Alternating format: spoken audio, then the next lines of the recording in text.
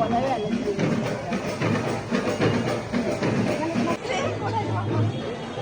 দাঁড়াও, গেটের কাছে আসুক।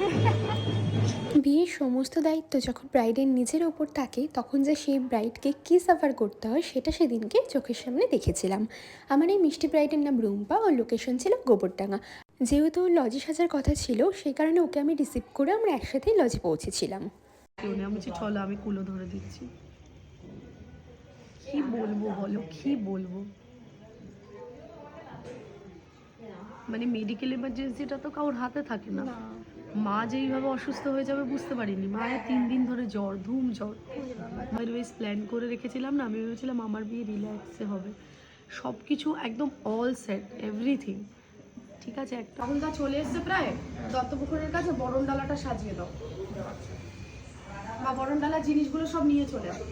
ব্রাইডের মা হঠাৎ করে অসুস্থ হয়ে যায়, সেই কারণে ওর উপরে দায়িত্বটা অনেক বেশি পড়ে যায়।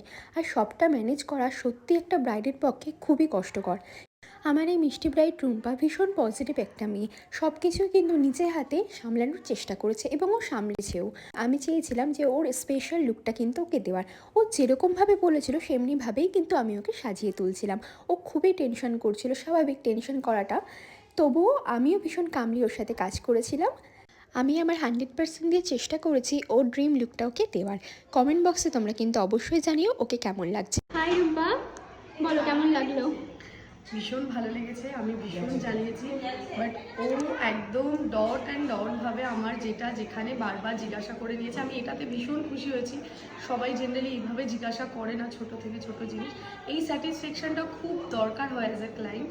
আর আমাকে ঠিক যেরকমটা চেয়েছিলাম, যেভাবে ইচ অ্যান্ড এভরিথিং, বিকজ আমি ভীষণ চুজি, ও পুরোটা আমার মনের মতো করে দিয়েছে। থ্যাংক ইউ সো মাচ আমাকে এতটা সহ্য করার জন্য। একদমই না, তুমি ভীষণ ভালো, থ্যাংক ইউ।